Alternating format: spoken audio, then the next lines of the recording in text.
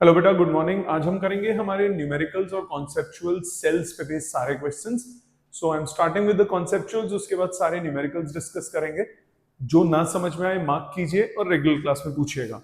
Let's start with the first question. पहला question आपके सामने है, state the condition in which the terminal potential difference across the cell is equal to its EMF. Terminal potential difference कितना हो जाता था? E minus I R. Terminal potential difference होता था E minus I R. V is equal to E minus I R. So अगर current zero होगा तो terminal potential difference किसके बराबर हो जाएगा? ईएमएफ के। डिस्कस किया था क्लास में, मतलब open circuit. In open circuit, तो ओपन सर्किट अगर होगा when no current is drawn from the cell, तब क्या हो जाएगा? टर्मिनल पोटेंशियल डिफरेंस किसके बराबर? ईएमएफ के बराबर। ठीक है जी। आ जाते हैं नेक्स्ट क्वेश्चन पे। नेक्स्ट क्वेश्चन आपके सामने है, वो क्या कह रहा है? वो कह रहा है explain why the term electromotive force is misnomer. ये मिसनोमर का मतलब क्या होता है? मिसनोमर का मतलब होता है कि जो ये बोलती है वो है नहीं।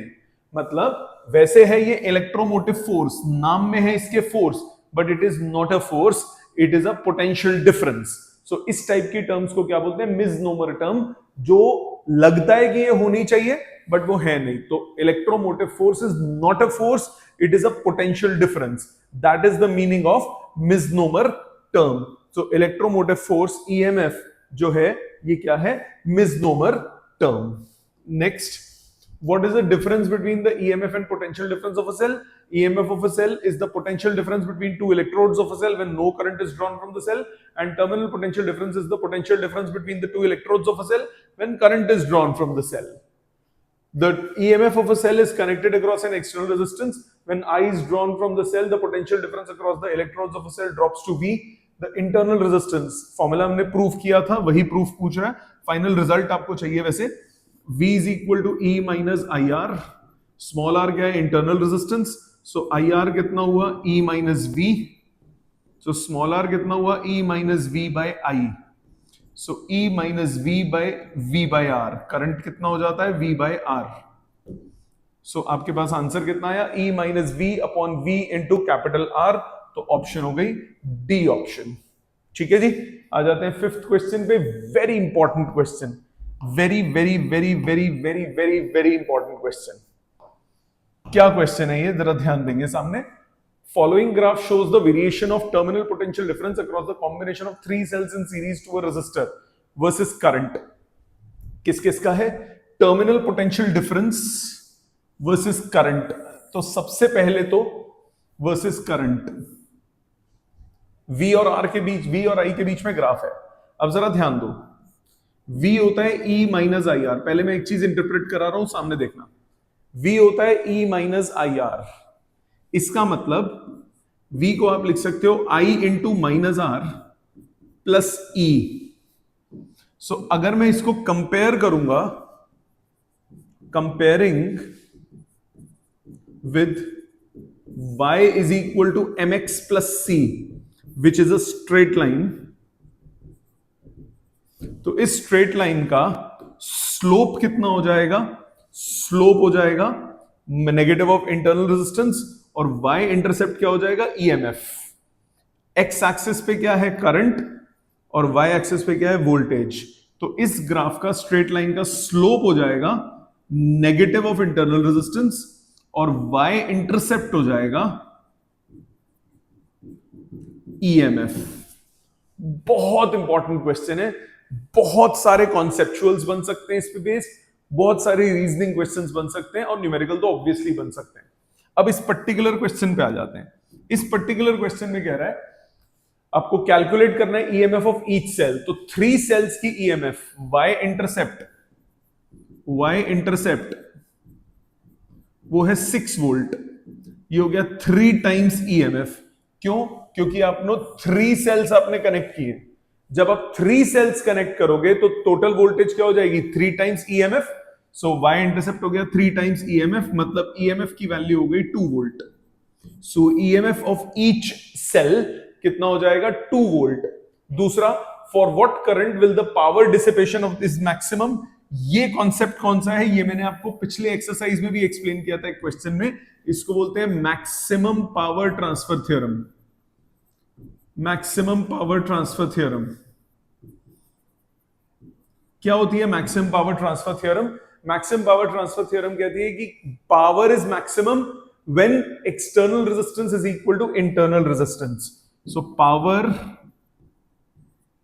Is maximum if external resistance is equal to internal resistance। External resistance जो है वो इंटरनल रेजिस्टेंस के क्या हो बराबर। तो करंट कितना होगा तब? करंट हो जाएगा टोटल ईएमएफ, यहां पे 3 सेल्स है तो 3E, तीनों का इंटरनल रेजिस्टेंस ऐड होगा 3R plus capital are. Now capital R किसके बराबर हो जाएगा? 3R के। तो आपके पास आ जाएगा 3E अपॉन 6R। उसके लिए हमें इंटरनल रेजिस्टेंस चाहिए। इंटरनल रेजिस्टेंस कैसे निकलेगी? स्लोप से। इंटरनल रेजिस्टेंस निकलेगी स्लोप से। स्लोप कितना होता है? Change in y coordinate upon change in x coordinate. Change in y coordinate upon change in x coordinate. अब कोऑर्डिनेट्स लिखता हूं मैं यहां पे। कोऑर्डिनेट्स क्या होगा? ये कोऑर्डिनेट हो गया 0,6, ये कोऑर्डिनेट हो गया 2,0। सो चेंज इन y कोऑर्डिनेट हो गया 0-6 upon change in x coordinate हो गया 2-0, और ये हो गया स्लोप हो गया इंटरनल रेजिस्टेंस तो -3R, क्योंकि 3 सेल्स हैं तो इंटरनल रेजिस्टेंस कितना हो गया? 3R। माइनस से माइनस कट गया, so 3R is equal to 3, R आ गया 1 ओम। तो यहां पे कितना हो जाएगा? 3E है 6 वोल्ट, 6R हो गया 6, करंट हो गया 1 एम्पियर। क्लियर? सो क्या मैंने बोला? स्लोप से निकाला मैंने इंटरनल रेजिस्टेंस, 3 सेल्स थे तो तीनों का टोटल इंटरनल रेजिस्टेंस निकलेगा, दैट इज 3R। और y इंटरसेप्ट से हमने क्या निकाला? EMF of a cell. अब हमें ईएमएफ पता है, इंटरनल रेजिस्टेंस पता है, हमें निकालना है पावर मैक्सिमम कब होगी। पावर मैक्सिमम कब होती है? जब इंटरनल रेजिस्टेंस और एक्सटर्नल रेजिस्टेंस दोनों एक दूसरे के क्या हो जाते हैं? बराबर। इंटरनल रेजिस्टेंस एक्सटर्नल रेजिस्टेंस के बराबर, तो करंट कितना होगा? Total voltage that is total EMF divided by total resistance that is internal plus external. External को इंटरनल के बराबर किया, हमारे पास करंट आ गया। ठीक है, अ वेरी इंपॉर्टेंट क्वेश्चन। आ जाते हैं नेक्स्ट पे।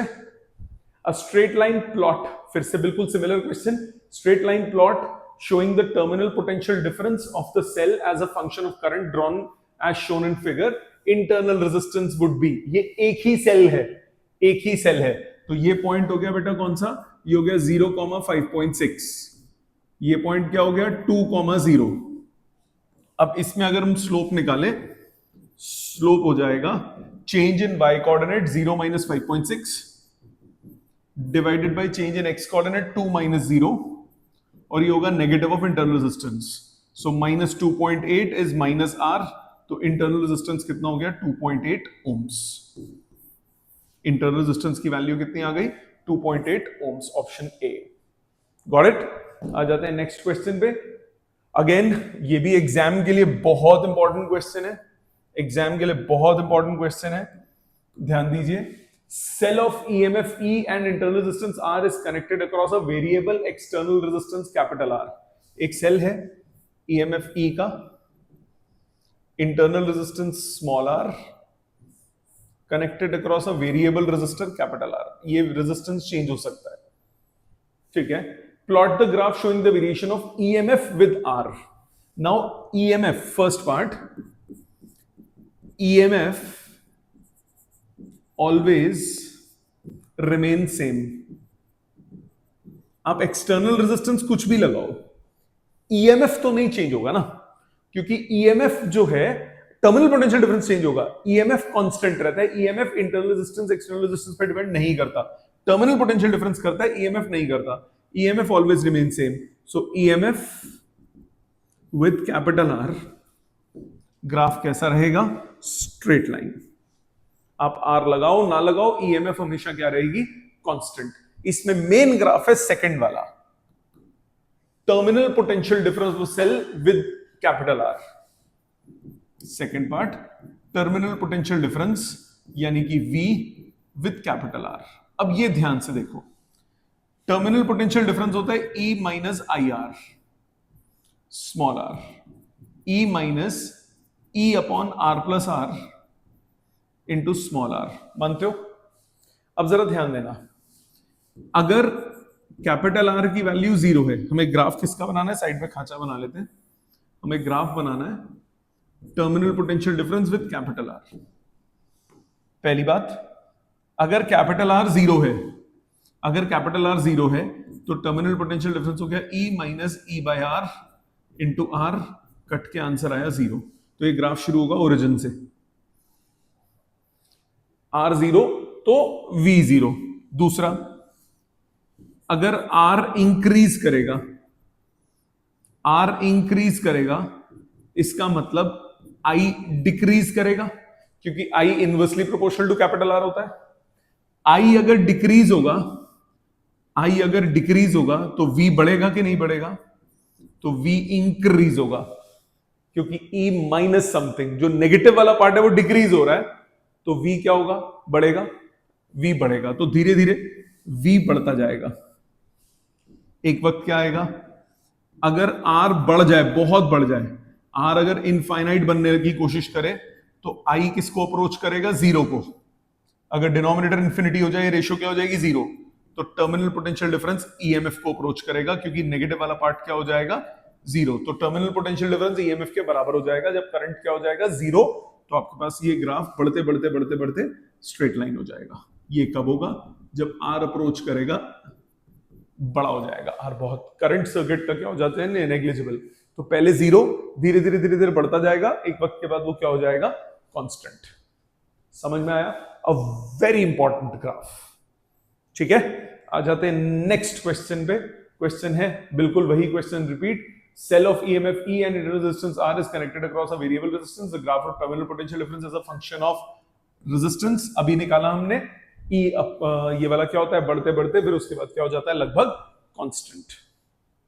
Next, a student measures the terminal potential difference of a cell as a function of current। ठीक है, V और I के बीच में ग्राफ बनाना है, फ्लोइंग थ्रू इट। V और I का ग्राफ कैसा बनता है? V और I का ग्राफ ऐसा बनता है। अभी क्या था?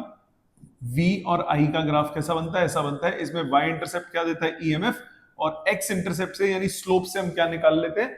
स्लोप से हम क्या निकाल लेते हैं? स्लोप से निकालते हैं इंटरनल रेजिस्टेंस। अच्छा जी, द स्लोप एंड इंटरसेप्ट, तो स्लोप से क्या निकलता है? नेगेटिव ऑफ इंटरनल रेजिस्टेंस, और इंटरसेप्ट Y इंटरसेप्ट से क्या निकलता है? EMF। सो स्लोप से निकलता है नेगेटिव ऑफ इंटरनल रेजिस्टेंस, और Y इंटरसेप्ट से क्या निकलता है? EMF। ठीक है, आ जाओ 10th क्वेश्चन पे। Battery of EMF 2 volt and internal resistance 0.1 ohm is being charged by current of 5 ampere. ध्यान दो, एक बैटरी है EMF 2 वोल्ट की,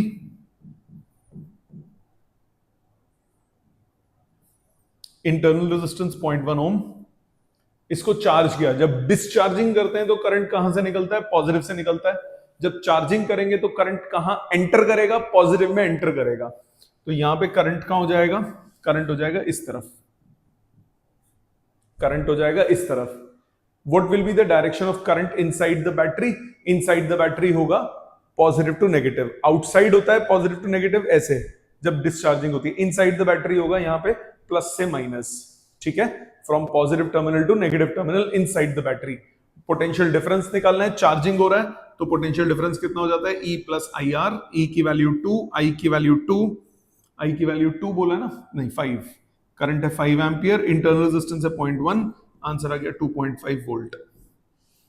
ठीक है जी, आ जाते हैं नेक्स्ट क्वेश्चन पे। Question number 11, an important question, but इसमें एक छोटा सा झोल है, एक छोटी सी गड़बड़ है, वो भी अभी बताता हूं, पर पहले आप इधर ध्यान दीजिए, क्वेश्चन पे तवज्जो दीजिए। सबसे पहले क्वेश्चन में बोल रहा है cell of unknown EMF E and internal resistance R, two unknown resistances R1 and R2 greater than R1 and perfect ammeter are connected।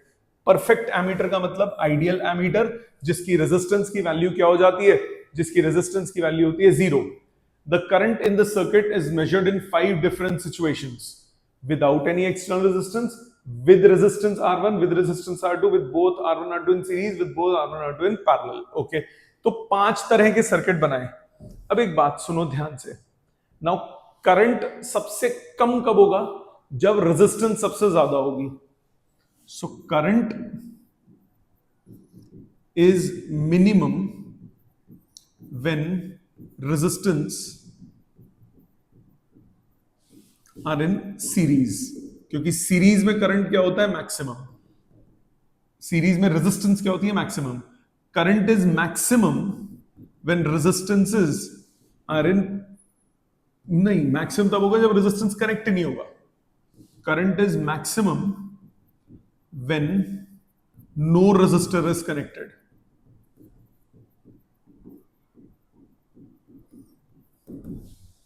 ठीक है कि नहीं?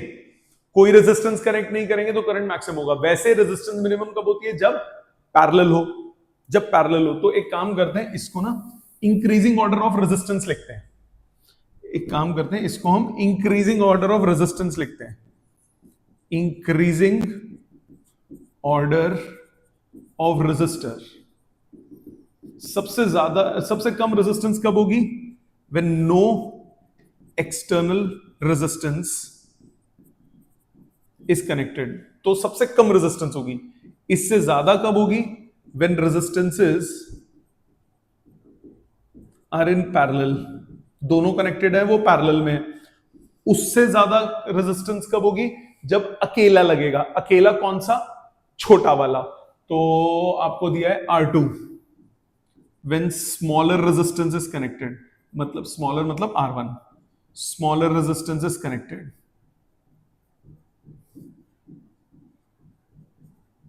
मतलब R1।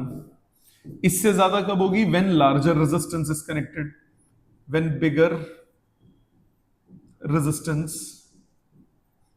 इज कनेक्टेड, मतलब R2। और सबसे ज्यादा रेजिस्टेंस होगी when both are in series, both resistances are in series. ठीक है, ये हो गई रेजिस्टेंस की इंक्रीजिंग ऑर्डर। खुद सोचो, पैरेलल में रेजिस्टेंस क्या होता है? जब मैं 2 और 3 को कनेक्ट करता हूं पैरेलल में, तो इफेक्टिव रेजिस्टेंस आता है 1.2, जो कि दोनों से कम है। तो पैरेलल में रेजिस्टेंस क्या हो जाती है? मिनिमम हो जाती है। बट यहां पे एक वो कंडीशन भी है कि आपने रेजिस्टेंस कनेक्ट ही नहीं की, तो उसमें रेजिस्टेंस क्या होगी? सबसे कम होगी। मतलब एक्सटर्नल रेजिस्टेंस कितनी हो गई? 0। जो ऑर्डर रेजिस्टेंस का है उसका रिवर्स ऑर्डर करंट का होगा। जो ऑर्डर रेजिस्टेंस का है उसका रिवर्स ऑर्डर करंट का है। मतलब इंक्रीजिंग ऑर्डर ऑफ रेजिस्टेंस में, इंक्रीजिंग ऑर्डर ऑफ रेजिस्टेंस में अगर मैं डिक्रीजिंग ऑर्डर ऑफ करंट बोलूं, डिक्रीजिंग ऑर्डर ऑफ करंट की अगर बात करूं, तो वो क्या होगा? सबसे ज्यादा करंट होगा when no resistance is connected. उससे उससे कम होगा when resistances are in parallel, मतलब I व्हेन पैरेलल। दूसरा I विद R1, उससे कम I विद R2, और सबसे कम करंट I इन सीरीज। मानते हो? तो यहां पे ये 5 करंट आए। अब ये किसी भी ऑर्डर में हो सकते हैं, मतलब इसमें कोई स्पेसिफिक ऑर्डर नहीं है। तो आपको ये इस हिसाब से ढूंढना पड़ेगा कि कौन सा किसका है। तो ये लॉजिकली आपको आना चाहिए। सो एक एक करके इंडिविजुअली बात करते हैं। मैंने क्या बोला? सबसे ज्यादा करंट कब होगा? जब नो रेजिस्टेंस इज कनेक्टेड। तो ये करंट हो गया, इसको हम बोल देते हैं I1, इसको बोल देते हैं I2, इसको I3, इसको I4, इसको I5।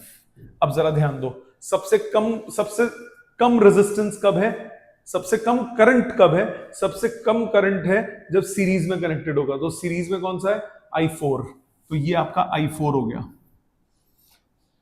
उससे ज्यादा करंट कब है? उससे ज्यादा करंट है R2। तो ये हो गया R2 के साथ, मतलब ये I3 हो गया। ये कब है? उससे ज्यादा करंट जब R1 कनेक्टेड होगा। R1 कनेक्टेड होगा मतलब ये आपका I2 हो गया। और उससे ज्यादा करंट कब है? जब पैरेलल में कनेक्टेड है। पैरेलल में मतलब I5 हो गया। और सबसे ज्यादा करंट कब है? जब नो रेजिस्टेंस इज कनेक्टेड, मतलब ये I1 हो गया। क्या ये बात समझ में आती है? ठीक है, अब एक एक करके इनको वैल्यू वाइज डालते हैं। एक एक करके वैल्यू वाइज डालते हैं। आपको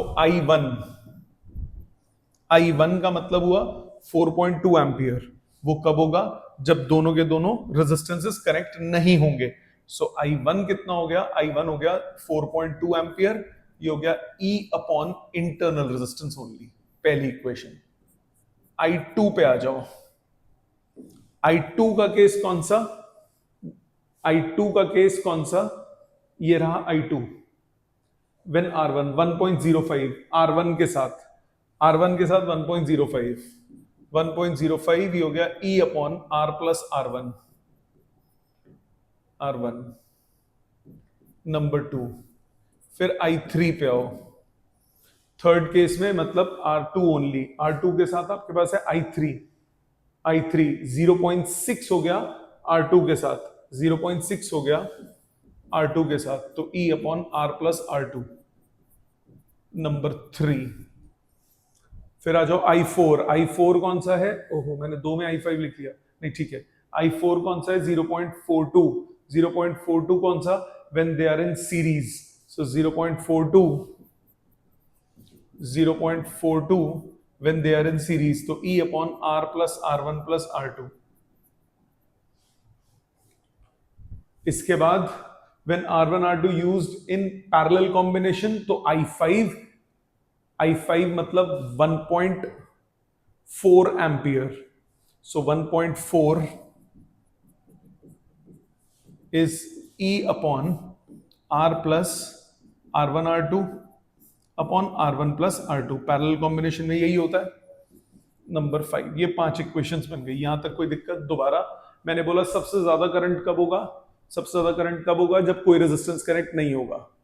उससे कम करंट कब होगा, जब आपके पास, उससे कम करंट होगा जब आपके पास दोनों रेजिस्टेंसेस पैरेलल में कनेक्टेड होंगे। उससे कम करंट कब होगा, जब इंडिविजुअली कनेक्टेड होंगे। छोटा वाला कम करंट, छोटा वाला रेजिस्टेंस होगा तो ज्यादा करंट, बड़ा रेजिस्टेंस होगा तो कम करंट। और सबसे कम करंट कब होगा, जब दोनों सीरीज में कनेक्टेड होंगे। यहां तक बात समझ में आ गई। तो ये आपके पास हो गए 5 इक्वेशंस। अब आपको 5 इक्वेशन 5 वेरिएबल सॉल्व करने हैं। E R1 R2, E R R1 R2, E R R1 R2, तो ये 4 वेरिएबल्स है रादर, और इक्वेशन है 5। देखने में लगता है कि सॉल्व हो जाएगा, बट होगा नहीं, होगा नहीं सॉल्व। इसमें हमें एक असम्पशन लेनी पड़ेगी, अभी आपको दिखाता हूं कैसे। सामने देखो, तो सबसे पहले फर्स्ट इक्वेशन सेकंड इक्वेशन से E की वैल्यू निकाल लो using 1 and 2। First and second equation solve करो। 4 E की वैल्यू आ गई 4.2 R, 1.05 R प्लस R1।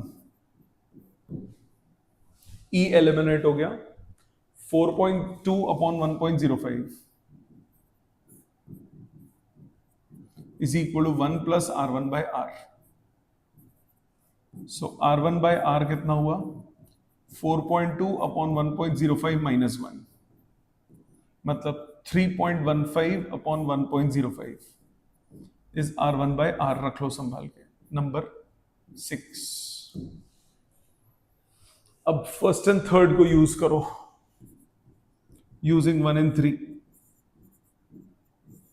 इससे भी E एलिमिनेट कर लो, सॉरी E आ गया आपका 4.2 R, और दूसरा है 0.6 times R plus R2, 0.6 times R plus R2, cross multiply 7 6 42, 7R is equal to R plus R2, तो 6R is equal to R2। Number 7। R1 R2 दोनों R की terms में आ गए इन 3 इक्वेशंस को यूज करके। अब I4 में सब्सटीट्यूट कर दो, I4 और I5 में। I fourth equation, using fourth equation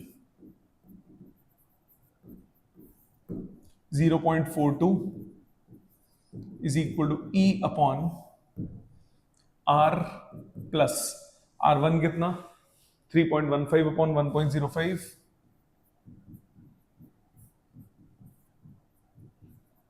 plus 6R। यहां से E by R common, R denominator में कॉमन, डिनोमिनेटर में बचा 1 plus 6 7 plus 3.15 upon 1.05। E by R की वैल्यू, अब प्रॉब्लम देखो क्या हुआ, अगर मैं E by R सब्सटीट्यूट कर देता हूं 4.2 तो कुछ बचा ही नहीं। तो ये डिपेंडेंट इक्वेशंस हैं जिसकी वजह से आपका आंसर नहीं निकलेगा। तो यहां पे एक एजम्पशन लेनी पड़ेगी इस क्वेश्चन में, इस क्वेश्चन में आपको एक एजम्पशन लेनी पड़ेगी, इस क्वेश्चन में ये टिपिकल क्वेश्चन है, इसमें एक एजम्पशन लेनी पड़ेगी। एजम्पशन क्या लोगे, एजम्पशन लोगे कि स्मॉल आर जो है वो 1 ओम है, ये एजम्पशन लेके सॉल्व करोगे, अदरवाइज ये क्वेश्चन नहीं हो पाएगा। इफ स्मॉल आर इज 1 ओम, आप करके देख लो, अब पैरेलल में डाल के देख लो, इक्वेशन नहीं होगी क्योंकि यहां पे भी E बाय आर आप कॉमन ले लोगे, E बाय आर एलिमिनेट ही हो जाएगा, तो कुछ बचेगा ही नहीं, लेफ्ट इक्वल टू राइट आ जाएगा, कुछ सॉल्व नहीं होगा। तो यहां पे एजम्पशन लेना पड़ेगा स्मॉल आर को 1 ओम, तो E आपके पास कितना हो जाएगा 0.42, 7 प्लस 3.15 अपॉन 1.05। सॉल्व करो, इसको कैलकुलेट करो, इसको कैलकुलेट करते हैं, 7 प्लस 3.15 प्लस 1.05, 3.15 डिवाइडेड बाय 1.05, ये आता है 3 सीधा सीधा, 3 प्लस 7 10, ये आ गया 4.2 वोल्ट, तो E आ जाएगा 4.2 वोल्ट।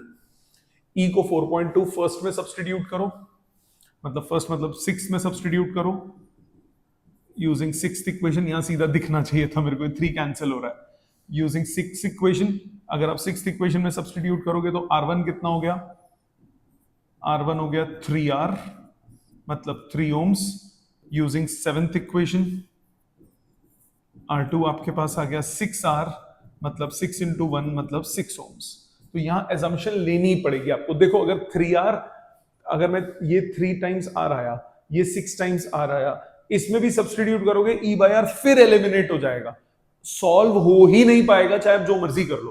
तो इसमें आपको एजम्पशन लेनी ही पड़ेगी, ये चीज आपको दिमाग में रखनी ही पड़ेगी कि स्मॉल आर ये सॉल्व तभी होगा जब आप स्मॉल आर को क्या एज्यूम कर लोगे 1 ओम, बाकी इसका और कोई ऑल्टरनेटिव नहीं है। पेपर में होगा तो गिवन होगा take small r equal to 1 ohm, और फिर बाकी सब वैल्यूज निकालनी होंगी, या कोई ऐसी वैल्यूज आएंगी जिससे वो कैंसिलेशन ना हो।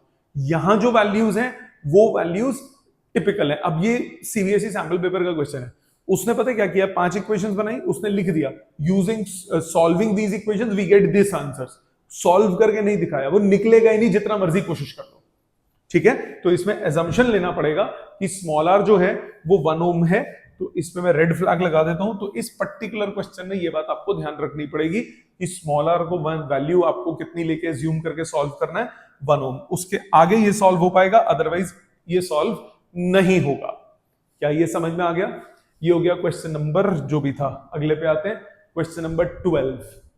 To batteries of EMF E1 and E2, E2 greater than E1, internal resistances R1 and R2 are connected in parallel as shown in figure. The equivalent EMF of the cells is between E1 and E2, that is E equivalent is between E1 and E2। बिल्कुल ठीक होता है हमेशा, equivalent EMF parallel में reduce हो जाती है अगर दोनों आइडेंटिकल ना हो तो।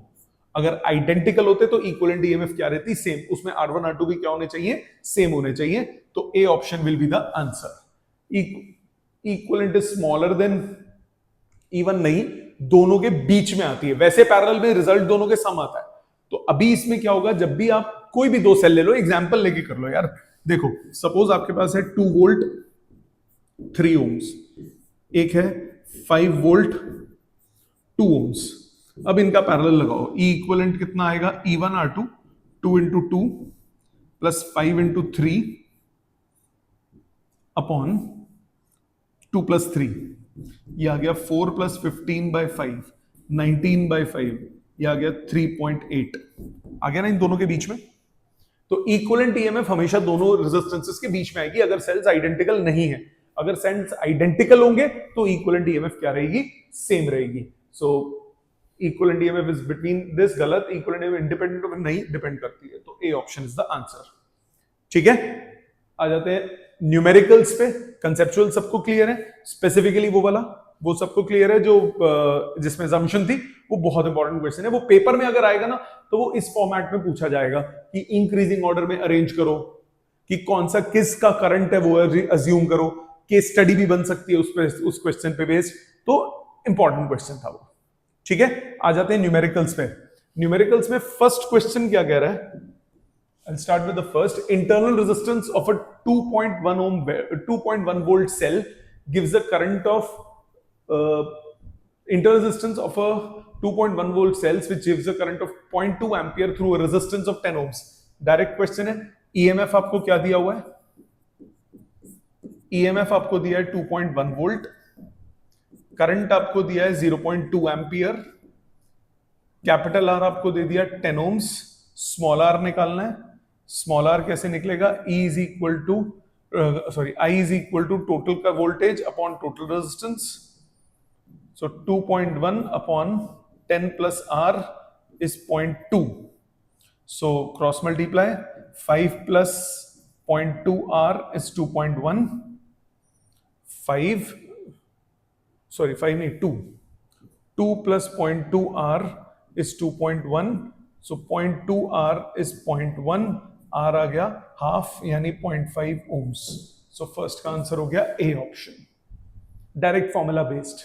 आ जाओ नेक्स्ट क्वेश्चन पे, क्वेश्चन नंबर 2 पे। Current of 2 ampere flows through a 2 ohm resistor when connected across a battery। So second में करंट है 2 ampere, voltage upon 2 plus R. Internal नहीं पता, एक्सटर्नल पता है। The same battery supplies a current of 0.5 ampere when connected across 9 ohm. 0.5 ampere connected, 0.5 ampere देता है जब आप 9 ओम के अक्रॉस कनेक्ट करते हो। दो इक्वेशन, दो वेरिएबल, दोनों को डिवाइड कर दो। 2 अपॉन 0.5, ई कट गया, दिस अपॉन दिस, तो 9 plus R upon 2 plus R आपके पास आ गया 4। 8 plus 4R is 9 plus R, so 3R equal to 1, R आ गया 1/3 ohms। B option. ठीक है, समझ में आ गया? Direct formula based questions. आ जाते हैं नेक्स्ट पे, क्वेश्चन नंबर 3 पे। थर्ड में आपको क्या बोल रहा है? The potential difference between the terminals of a cell in an open circuit. Open circuit का मतलब क्या हो गया? ईएमएफ। तो ये आपको क्या दे दिया? ईएमएफ। तो फर्स्ट लाइन से समझ में आता है कि ईएमएफ हमें दे दी 2.2 volt. When the resistor of 5 ohm is connected across the terminals, the potential difference is found to be 1.8। Terminal potential difference है 1.8 वोल्ट, जब कैपिटल आर कितना है? 5 ओम्स। इंटरनल रेजिस्टेंस निकालना है, relation E minus V upon V into capital R. So 2.2 minus 1.8 upon 1.8 into 5, ये हो गया 0.4 into 5 upon 1.8, 20 by 18, 10 by 9 ohms। So 10 by 9 ohms। ठीक है जी, आ जाते हैं फोर्थ पे। Fourth question, a battery supplies 0.9 ampere current through a 2 ohm resistor। 0.9 ampere current through a 2 ohm resistance, capital R plus small r। 0.3 ampere from 7 ohm resistor। 0.3 हो गया E upon 7 plus R। The internal resistance, फिर से similar question, divide करो। 3 is equal to 7 plus R upon 2 plus R। So 6 plus 3R is 7 plus R। 2R is equal to 1, R आ गया half ohms, 0.5 ohms. D option. क्या ये सबको समझ में आता है? इजी क्वेश्चंस हैं। चले आगे, नेक्स्ट आ जाता है क्वेश्चन नंबर 5। कह रहा है battery of 10 volt and resistance 3 ohms is connected to a resistor. Okay जी, फिफ्थ पे आ गए। Battery of EMF 10 volt and internal resistance 3 ohm is connected to a resistor. If the current in the circuit is 0.5 is equal to 10 upon, अब capital R नहीं पता, small are पता है, रखो.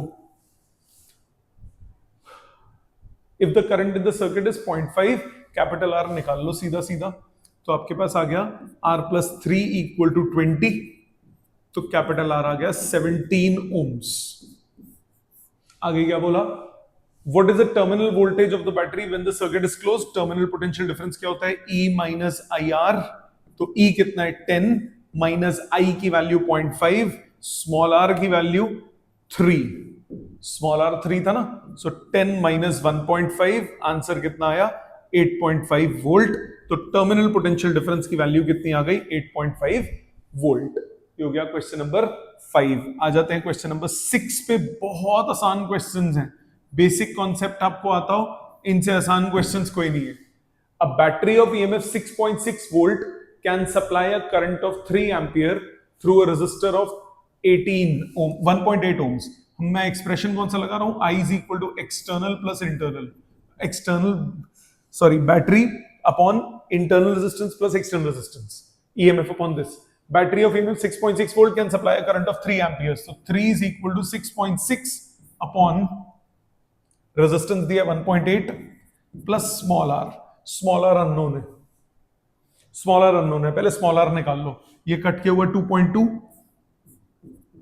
1.8 प्लस आर इज 2.2, तो small are कितना हुआ? 2.2 minus 1.8, answer कितना आया? 0.4 ओम्स। तो स्मॉल आर की वैल्यू कितनी आ गई? 0.4 ओम्स।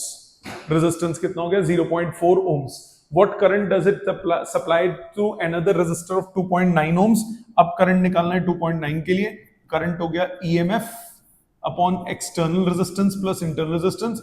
EMF अभी भी 6.6, एक्सटर्नल रेजिस्टेंस अब कितना है? 2.9 प्लस इंटरनल रेजिस्टेंस कितना था? इंटरनल रेजिस्टेंस कितना था? निकाला 0.4, सो 6.6 अपॉन 3.3, आंसर कितना आ गया? 2 एम्पियर। इजी, डायरेक्ट क्वेश्चन है। ये हो गया 6। आ जाते हैं 7th पे। 7th क्या कह रहा है? A cell is connected in series with an ammeter, a resistor and a key. बना लेते हैं। एक सेल है जी विद सम इंटरनल रेजिस्टेंस, इसको आपने एमीटर रेजिस्टर से कनेक्ट कर दिया। एक एमीटर, एक रेजिस्टर और एक की लगा दी, एक की लगा दी। ठीक है जी। क्या बोल रहा है? Voltmeter is connected parallel to the cell. Cell के पैरेलल में आपने वोल्ट मीटर लगा दिया। आइडियल वोल्ट मीटर है, कुछ नहीं बोला तो। व्हेन की is open volt meter reads 1.5। When की इज ओपन वोल्टेज होगी ईएमएफ के बराबर। ये हो गया 1.5 वोल्ट। तो आपको ईएमएफ हो गया 1.5। की ओपन होता है तो no current is drawn from the cell. If no current is drawn from the cell, then the potential difference across the cell is known as EMF of a cell। तो EMF आपको दे दिया 1.5। When key is closed, the voltmeter reads 1.35। When key is closed, तब terminal potential difference हो गया 1.35 volt, और तब current कितना है? 10 एम्पियर। सो EMF तो निकल गया हमारे पास पहले स्टेप में। इंटरनल रेजिस्टेंस निकालना है, internal resistance of the cell. V पता है, E पता है, relation V is equal to E minus IR। So V is 1.35, E is 1.5, I is 10, small r is unknown, so 10R is equal to 0.15, R की value आ गई 0.015 ohms। Got it? Simple question. आ जाते हैं 8th पे। 8th question क्या कह रहा है? The reading of a high resistance voltmeter. High resistance voltmeter मतलब ideal voltmeter. Ideal voltmeter की रेजिस्टेंस क्या होती है? Infinite. When cell is connected across its 2.2 volt. तो ईएमएफ आपको दे दिया 2.2 volt. When the terminals of the cell are also connected to a resistor of 5 ohm, जब 5 ohm connect हो जाएगा, the voltmeter readings drops to 1.8। तो terminal potential difference दे दिया 1.8 volt, और एक्सटर्नल रेजिस्टेंस है आपके पास 5 ohms। आपको इंटरनल रेजिस्टेंस निकालना है। इंटरनल और एक्सटर्नल रेजिस्टेंस का रिलेशन क्या है? Small r is equal to E minus V upon V into capital R। So 2.2 minus 1.8 upon 1.8 into 5, ये हुआ 0.4 upon 1.8 into 5, 2 by 1.8, 20 by 18, that is 10 by 9 ohms। Got it? ये हो गया question number 8। जाते हैं 9th पे। नाइन्थ क्या कह रहा है? A car battery has an EMF of 12 volt and internal resistance 5 into 10 to the power -2 ohms. Car battery has an EMF of 12 volt, तो ईएमएफ आपको दिया है 12 वोल्ट, इंटरनल रेजिस्टेंस दिया है 5 into 10 to the power -2 ohms. If it draws, खेल ये रहा, if it drawers supplies होता तो डिस्चार्जिंग होती है, ड्रॉज का मतलब हो गया चार्जिंग, ये करंट निकाल रहा है, बैटरी के इंजन से करंट निकाल रहा है, क्योंकि जब कार में क्या होता है, बैटरी करंट सप्लाई करती है स्टार्टिंग के वक्त, उसके बाद बैटरी चार्ज होती है, जब कार चलती है तो वो बैटरी रिचार्ज होती है, तो वो रिचार्ज इंजन से करंट को ड्रॉ करके करती है, तो करंट सप्लाईज बोला होता तो डिस्चार्जिंग होती, यहां पे बोला है ड्रॉज, तो यानी ये निकाल रहा है, तो यानी ये क्या कर रहा होगा, चार्जिंग हो रहा होगा, तो ये चार्जिंग का केस है, 60 एम्पियर करंट है। तो V कितना हो जाएगा, टर्मिनल पोटेंशियल डिफरेंस निकालना है, E plus I are, E कितना 12, I की वैल्यू 60, R हो गया 5 into 10 to the power -2, 300, 3, 12 plus 3, answer आ गया 15 वोल्ट, तो इसका आंसर हो गया डी ऑप्शन, सॉरी 15 वोल्ट है, तो ए ऑप्शन 15 वोल्ट। ठीक है बेटा, आ जाते हैं क्वेश्चन नंबर 10 पे। 10th क्या कह रहा है, 10th कह रहा है a battery of EMF E and internal resistance R gives a current of 0.5, gives supplies current of 0.4 ampere with N external resistance of 12 ohms. So 0.4 is E upon R plus 12. रखो 0.25 with an external resistance of 20. 0.25 with an external resistance of 20. दो equation, दो variable solve हो सकते हैं, divide कर दो दोनों को, 0.4 upon 40 by 25, 40 by 25 is R plus 20 upon R plus 12, ये आ गया 5, 8, 8 by 5, cross multiply 8R plus 96 is 5R plus 100, 3R is equal to 4, R आ गया 4 by 3 ohms, इसको फर्स्ट में सब्सटीट्यूट करो, E कितना है 0.4 into 4 by 3 plus 12, so E हो गया 0.4 into 36 plus 4, 40 by 3, 16 by 3 volt, 5.33 volt, तो ईएमएफ हो गई आपकी 5.33, calculated resistance and EMF. Got it? ये हो गया क्वेश्चन नंबर 10। आ जाते हैं क्वेश्चन नंबर 11 पे। 11th क्या कह रहा है, two sources of equal EMF are connected in series, दो सोर्स हैं इक्वल ईएमएफ के, इनको आपने सीरीज में कनेक्ट कर दिया, अभी इंटरनल रेजिस्टेंस देखते हैं कि नहीं। This combination is in turn connected to an external resistance R, the internal resistance of the two sources are R1 and R2, R1 R2 दोनों हैं, R2 ग्रेटर देन R1 बोला है, आगे क्या बोला, this combination is in turn connected to an external resistance R, इसको हमने एक एक्सटर्नल रेजिस्टेंस से कनेक्ट कर दिया R से। If the potential difference across the source of internal resistance R1 is 0,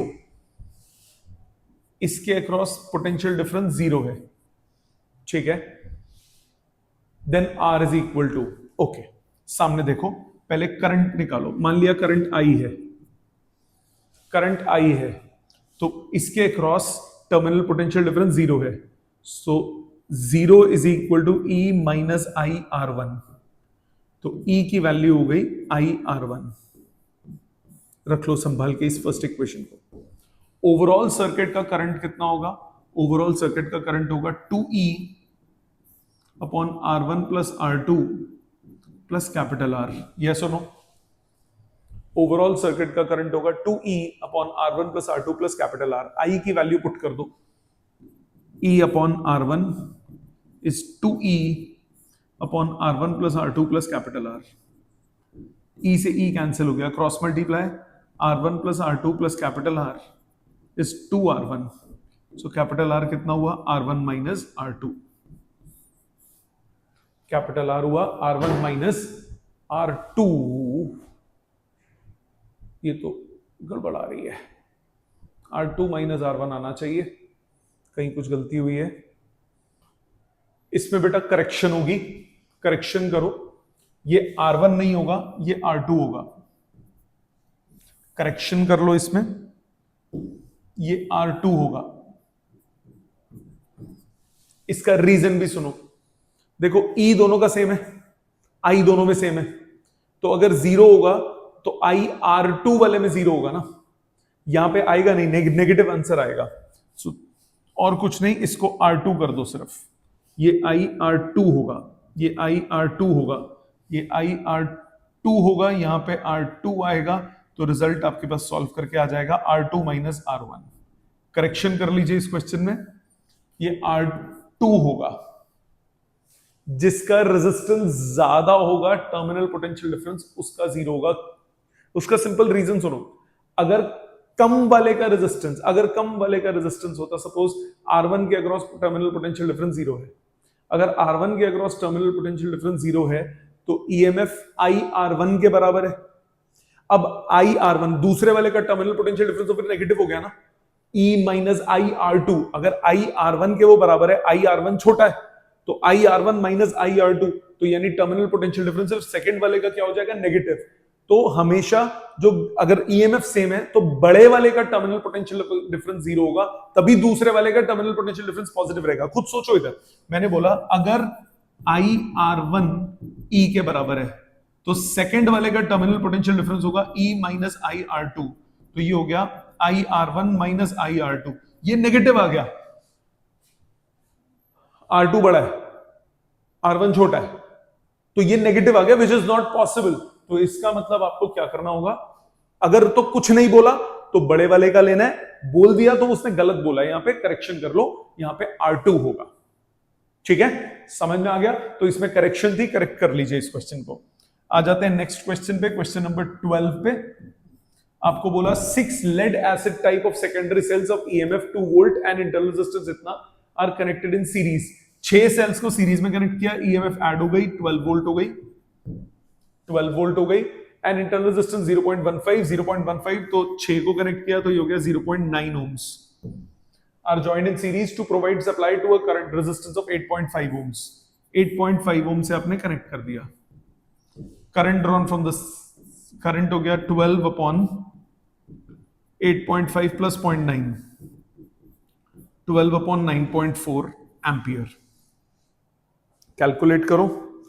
12 divided by 9.4, answer आ गया 1.276, 1.28 एम्पियर. ठीक है. What is a current drawn from the supply and it's terminal voltage. अब terminal voltage पूरे की निकालो. अगर बोला होता ऑफ ईच सेल तो एक की निकालते. अभी हमें टोटल बोला, ये हो गया total voltage 12 minus I into small r 0.9 ohms. So 12 minus 1.28 into 0.9, इसमें से 12 को माइनस करो, इसको सब्ट्रैक्ट करो, ये आ गया 10 पॉइंट, ओवरऑल सॉल्व करके आता है 10.851 वोल्ट. ठीक है, तो ये आ गया आपके पास 10.851 वोल्ट. क्लियर. ये हो गया क्वेश्चन नंबर 12. आ जाते हैं क्वेश्चन नंबर 13 पे. 13 में आपको बोल रहा है n number of identical cells each of EMF E and internal resistance R are connected in series. तो n सेल्स हैं, आपने सबको सीरीज में कनेक्ट कर दिया. आइडेंटिकल सेल्स हैं, आपने सबको सीरीज में कनेक्ट कर दिया. n सेल्स हैं, ये n cells हैं. And internal resistance R are connected in series and charged by a DC source. आपने चार्जिंग किया तो इसके उल्टा बैटरी लगाओगे.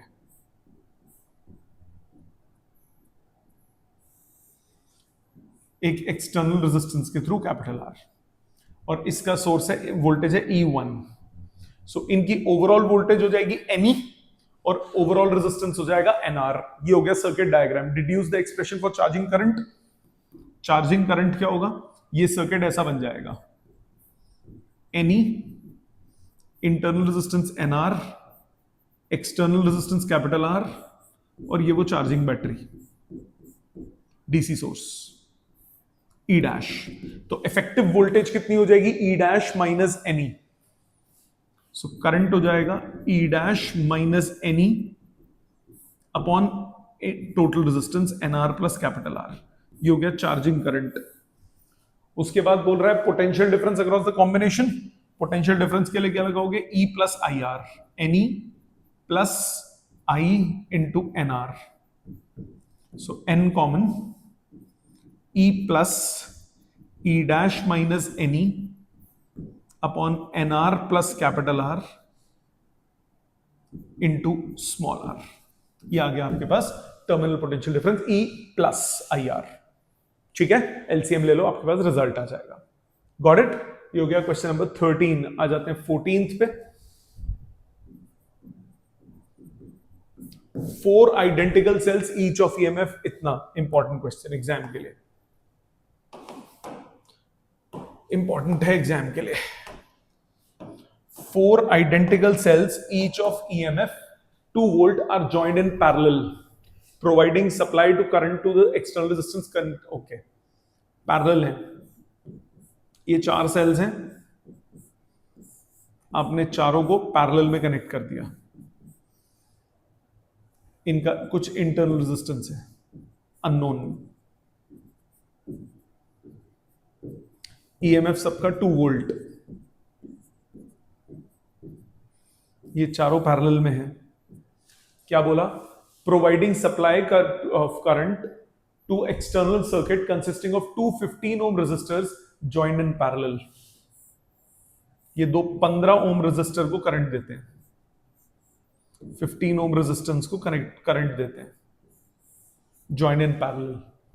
Terminal voltage as read by the ideal voltmeter is 1.6 volt. Terminal potential difference 1.6 है। अब जरा ध्यान दो, इसको रीड्रॉ करते हैं सर्किट को। पैरेलल में आइडेंटिकल सेल्स है तो ईएमएफ क्या रहती है, सेम। इंटरनल रेजिस्टेंस क्या हो जाएगी, R/4। तो ये बेसिकली आपके पास 2 वोल्ट हुआ, इंटरनल रेजिस्टेंस हो गई R/4, और यहां पे एक्सटर्नल रेजिस्टेंस एक ही मान लो 15/2, 15 पैरेलल में, और टर्मिनल पोटेंशियल डिफरेंस 1.4 वोल्ट। यही सिचुएशन दी है, यही सिचुएशन दी है। अब आपके पास E है, आपके पास V है, आपके पास कैपिटल R है, आपको स्मॉल r निकालना है। तो रिलेशन क्या होता है, small r is equal to E minus V upon V into capital R। यही होता है ना formula, small r is equal to E minus V upon V into capital R। ये रिलेशन होता है।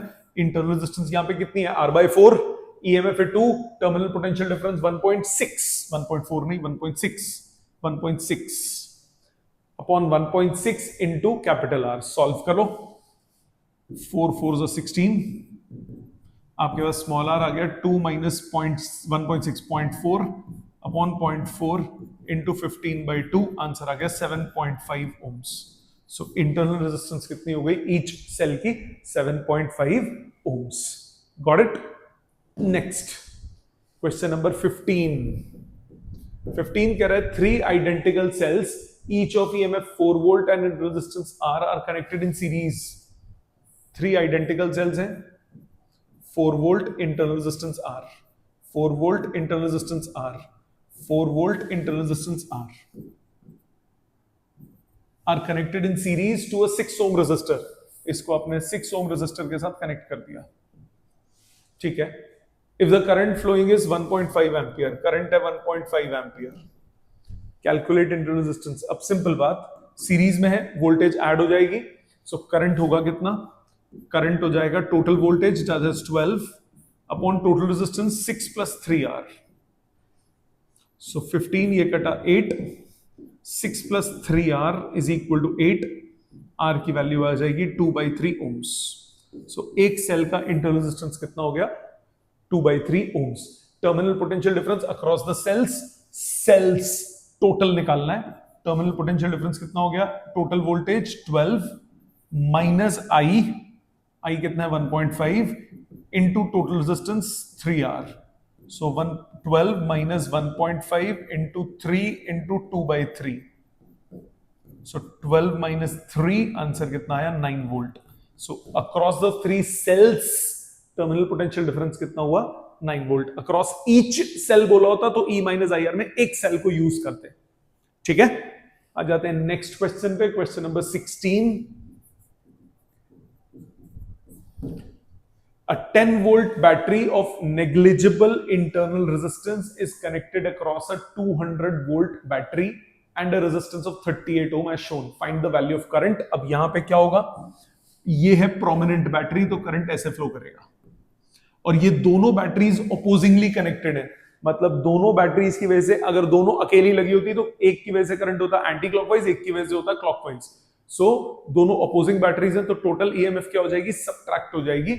तो करंट होगा कितना, करंट होगा total voltage that is 200 minus 10 upon total resistance that is 38. There is no internal resistance, there is no internal resistance. So 190 divided by 38, answer आ गया 5 ampere. ठीक है, दोनों बैटरीज, अगर सिर्फ 200 वोल्ट है तो वो एंटी क्लॉकवाइज करंट क्लॉकवाइज देगी, 10 वोल्ट है तो वो एंटी क्लॉकवाइज देगी. तो इसका मतलब दोनों बैटरीज क्या है, अपोजिंगली कनेक्टेड है, तो ईएमएफ क्या हो जाएगा, सबट्रैक्ट. ठीक है जी, आ जाते हैं नेक्स्ट पे. क्वेश्चन नंबर 17 पे. In the given circuit diagram E1 and E2 are 2 volt. बना लेते हैं नीचे.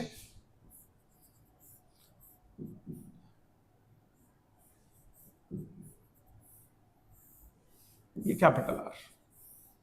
ठीक है, in the given circuit diagram E1 and E2 are 2 volt and 4 volt. So E1 आपके पास है 2 वोल्ट, E2 आपके पास है 4 वोल्ट. E1 एंड E2 दिए हुए हैं respectively, and resistances R1 and R2 and R are 1 ohm, 2 ohm and 5 ohm. R1 आपके पास है 1 ohm, R2 आपके पास है 2 ohms, कैपिटल R आपके पास है 5 ohms. Calculate the value of current and indicate the direction. Current निकालना है. अब पहले तो करंट की बात करते हैं. अब ऑपोजिंग दोनों गलत बना ली मैंने बैटरी. ये एक सेकेंड, बैटरी उल्टी है, बैटरी रिवर्स कनेक्टेड है. बैटरी रिवर्स कनेक्टेड है, या नेगेटिव है या पॉजिटिव है. सो दोनों बैटरीज ऑपोजिट है, तो एक की वजह से क्लॉकवाइज, दूसरे की वजह से एंटी क्लॉकवाइज. प्रोमिनेंट बैटरी कौन सी होगी, this will be the prominent battery. ये प्रोमिनेंट बैटरी होगी, बड़ी वोल्टेज है, उल्टी डायरेक्शन में करंट है. तो करंट कितना हो जाएगा, 4 minus 2 total voltage upon total resistance 1 plus 2 plus 5. सो ये हो गया 2 अपॉन 8, दैट इज 1/4 एम्पियर. और डायरेक्शन क्या होगी, एंटी क्लॉकवाइज. ठीक है जी, ये हो गया पहला part. Calculate the potential difference between points B and A and A and C. Okay, potential difference भी निकालते हैं. पोटेंशियल डिफरेंस पॉइंट्स है A, पॉइंट है B, पॉइंट है C. अब जब करंट ऐसे फ्लो करेगा तो ड्रॉप कैसा हुआ, plus minus plus minus. First part में आपको बोला पोटेंशियल डिफरेंस निकालो between points B and A. तो B से A की तरफ जाओ, प्लस पे पहुंचो प्लस लो, माइनस पे पहुंचो माइनस. तो प्लस 2i माइनस 4. सो 2 इंटू 1/4 माइनस 4, हाफ माइनस 4, यह आ गया माइनस 7/2 वोल्ट. फर्स्ट पार्ट का आंसर, फर्स्ट पार्ट का आंसर हो गया माइनस 7/2 वोल्ट. सेकेंड पार्ट का आंसर कितना हुआ, सेकेंड पार्ट में आपको बोला potential difference between A and C. तो A से C की तरफ जाओ, प्लस पे पहुंचो प्लस लो, माइनस पे पहुंचो minus. Plus 2 plus I into 1, so 2 plus 1/4 into 1, ये आ गया 8 प्लस 1 9/4 वोल्ट. क्या ये क्लियर है, समझ में आ गई यहां तक बात. चले आगे, आ जाते हैं नेक्स्ट क्वेश्चन पे. Question number 18. क्वेश्चन 18 क्या कह रहा है, 3 cells of EMF 2, 1.8 and 1.5 volt are connected in series. Their internal resistance are इतना इतना इतना. If this combination is connected to external resistance, so आपके पास 3 cells हैं. पहला सेल है D 2 वोल्ट का, इसकी इंटरनल रेजिस्टेंस है 0.05 ओम्स, दूसरा सेल है 1.8 वोल्ट का,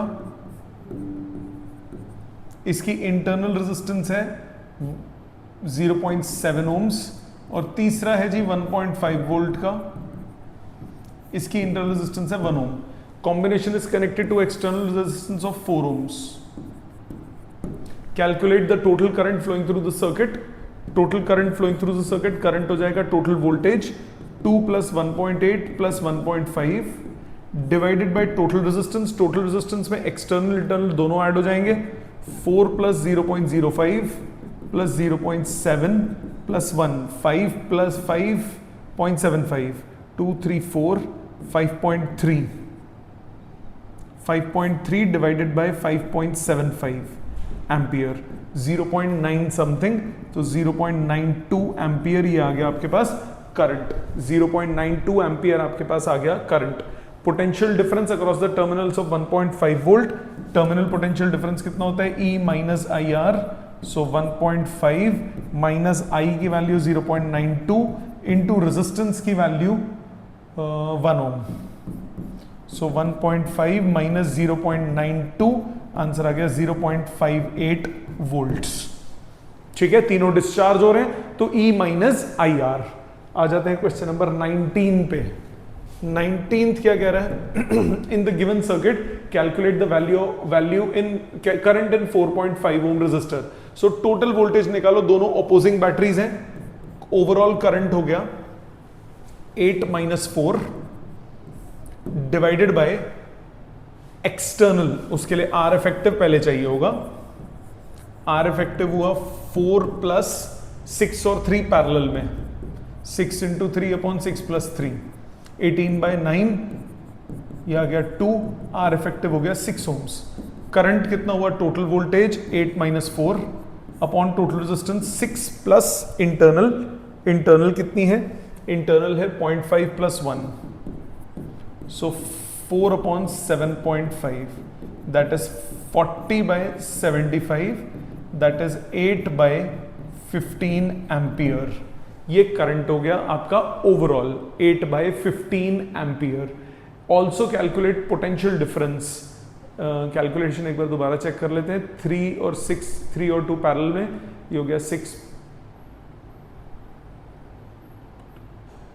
4 नहीं है, 4.5 है, मैंने वैल्यू गलत ले ली, तभी एग्जैक्ट आंसर नहीं आ रहा। एक बार दोबारा करते हैं कैलकुलेशन। R इफेक्टिव कितना हुआ, मैंने 4 ले लिया था, 4.5 प्लस 3 और 6 पैरेलल में, 3 × 6/3 + 6, ये आ गया 4.5 plus 2, that is 6.5 ohms. Current हुआ total voltage opposing batteries 8 - 4 upon total resistance external plus internal 1.5, so 4/8, ये आ गया ½ एम्पियर। ये टोटल करंट आ गया। Potential difference across each cell. अब यहां जो करंट फ्लो करेगा वो ऐसे फ्लो करेगा, तो 4 वोल्ट वाला क्या होगा, इसको X नाम दिया हुआ है, तो फॉर X क्या केस होगा, चार्जिंग का केस होगा,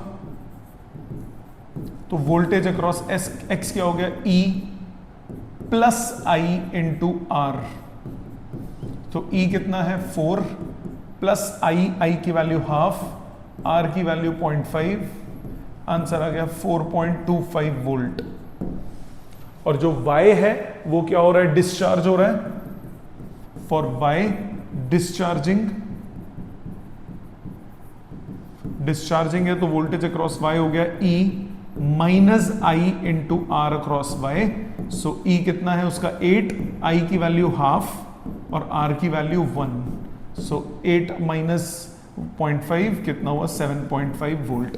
तो जो डिस्चार्ज होगा उसमें E - IR, जो चार्ज हो रहा है उसमें E + IR। ये हो गया क्वेश्चन नंबर 19। आ जाते हैं 20 पे। 20th क्या कह रहा है, in the 2 electrical circuit shown determine the readings of ideal ammeter and ideal voltmeter. तो पहले फर्स्ट की बात करते हैं। जब हम फर्स्ट की बात करेंगे तो इसमें सेल्स क्या होंगे, इसमें करंट फ्लो कर रहा है इस तरफ, तो ओवरऑल वोल्टेज क्या हो गई, ओवरऑल वोल्टेज हो गई, दोनों की एडअप होगी, देखो सेम डायरेक्शन में ओवरऑल वोल्टेज एडअप होगी, दोनों की वजह से करंट एडअप होंगे, current due to both cells is in same direction. So current कितना हो जाएगा, टोटल वोल्टेज ऐड होके 6 + 9 डिवाइडेड बाय टोटल रेजिस्टेंस 1 + 1, ये आ गया 7.5 एम्पियर, ये करंट आ गया। आपको पहले पार्ट का आंसर आ गया। उसके बाद वोल्ट मीटर के अक्रॉस चाहिए, तो यानी आपको ऊपर वाले सेल का टर्मिनल पोटेंशियल डिफरेंस चाहिए। ऊपर वाले सेल का टर्मिनल पोटेंशियल डिफरेंस कितना हो गया, E - IR। अब ये क्या हो गया, E कितना है, ऊपर वाले का 6, I की वैल्यू 7.5 और R की वैल्यू 1। आंसर कितना आया, 6 - 7.5, रिजल्ट आ गया -1.5 वोल्ट। ठीक है, समझ में आया, -1.5 वोल्ट। आप इसको ऐसे भी सोच सकते हो, जरा ध्यान देना, आप इसको ऐसे भी सोच सकते हो। जरा नोटिस करो इस सर्किट डायग्राम में, ये प्लस जो है ये माइनस से कनेक्टेड है, माइनस जो है वो प्लस से कनेक्टेड है। ठीक है, तो प्लस जो है वो माइनस से कनेक्टेड है, जो पॉजिटिव मतलब उस तरफ, तो राइट साइड पे आपका हाई पोटेंशियल होगा, लेफ्ट साइड पे आपका लो पोटेंशियल होगा। ठीक है जी, यहां तक समझ में आया। ये हो गया आपका पहला क्वेश्चन। अगले पे आते हैं बी पार्ट पे। बी पार्ट में आपको क्या बोला, बी पार्ट में आपके पास करंट जो है वो ऑपोजिट डायरेक्शन में, current due to both the batteries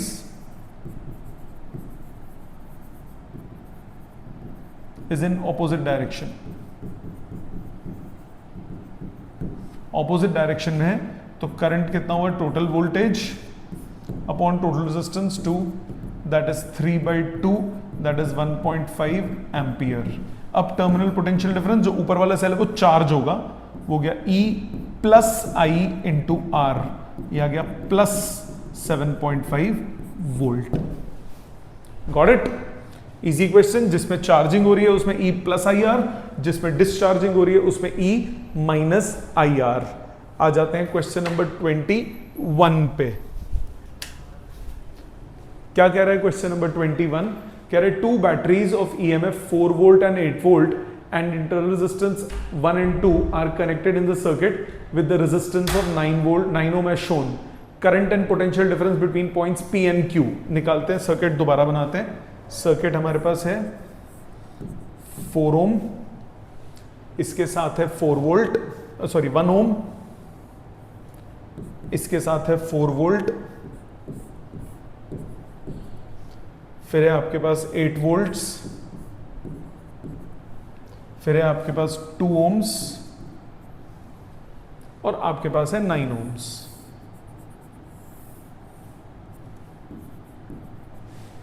ठीक है जी। अब आगे क्या बोला निकालने के लिए, ये सब सर्किट दिया हुआ है, करंट निकालना है। तो ये दोनों अपोजिंग है, करंट कितना हो जाएगा 8 - 4 अपॉन टोटल, इंटरनल हो गया 3, एक्सटर्नल हो गया 9, आंसर आ गया 4/12, that is 1/3 of an ampere. और करंट की डायरेक्शन क्या होगी, करंट की डायरेक्शन होगी ये वाली, ये करंट की डायरेक्शन होगी। इससे आगे क्या बोल रहा है, क्या the current and potential difference across P and Q, P और Q के बीच में पोटेंशियल डिफरेंस। तो ये रहा P, ये रहा Q, ड्रॉप है प्लस माइनस में, ऊपर से क्यों जाऊं मैं, इस पर ऐसे चला जाऊंगा तो वोल्टेज अक्रॉस PQ कितना आ गया, P से Q की तरफ गया, प्लस पे पहुंचा, प्लस लिया, 9 × 1/3, आंसर आ गया 3 वोल्ट। सो रिजल्ट हुआ 1/3 एम्पियर एंड 3 वोल्ट। ठीक है, ये हो गया क्वेश्चन नंबर 21। आ जाते हैं 22 पे। 22 क्या कह रहा है, 22 कह रहा है a battery of EMF 12 volt and internal resistance 2 ohms is connected to a 4 ohm resistor as shown। एक बैटरी है 12 वोल्ट और 2 ohms, इसको आपने कनेक्ट कर दिया 4 ओम के साथ। यहां पे लगाया एक एमीटर, जो कि करंट मेजर करेगा, और पैरेलल में लगाया voltmeter, ideal voltmeter, तो ये क्या मेजर करेगा, terminal potential difference. Show that voltmeter when placed across the cell and across the resistor in turns gives the same reading. तो दोनों केसेस में चाहे आप यहां कनेक्ट करो चाहे आप यहां कनेक्ट करो, रीडिंग सेम आएगी, मतलब IR और ये सेम होगा। ओके, तो सबसे पहले करंट निकालो सर्किट का। करंट अगर मैं निकालता हूं सर्किट का, करंट ऐसे फ्लो करेगा, रेजिस्टेंस 4 ओम्स है, करंट हो गया 12/4 + 2 यानी कि 2 ampere. Now voltage across cell वो हो जाएगा E - IR। E कितना 12 minus I is 2, R is 2, so 12 - 4 answer कितना आया 8 volt. So voltage across external resistor, external resistor के अक्रॉस वोल्टेज कितना होगा I × capital R, I is 2, R is 4, answer आ गया 8 volt. Therefore voltmeter gives same reading when connected across cell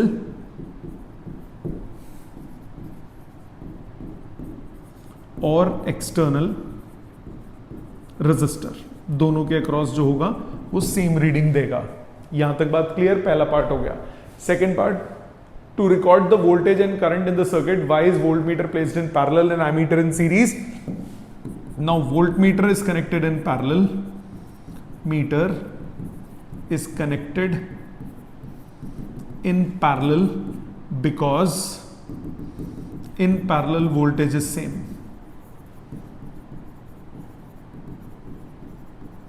and ammeter is connected in series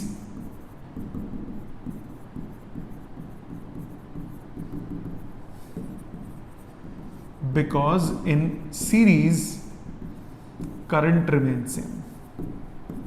series में current same रहता है और parallel में क्या सेम रहती है, वोल्टेज। ठीक है, ये हो गया क्वेश्चन नंबर 22।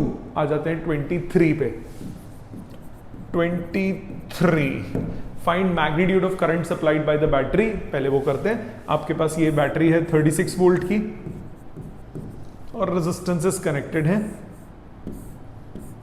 इंटरनल रेजिस्टेंस 0 है, ये ऐसे सर्किट बना हुआ है, 3 ओम 6 ओम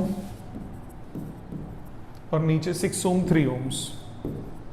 सो आर इफेक्टिव 9 और 9 पैरेलल, आर इफेक्टिव हो गया 9/2।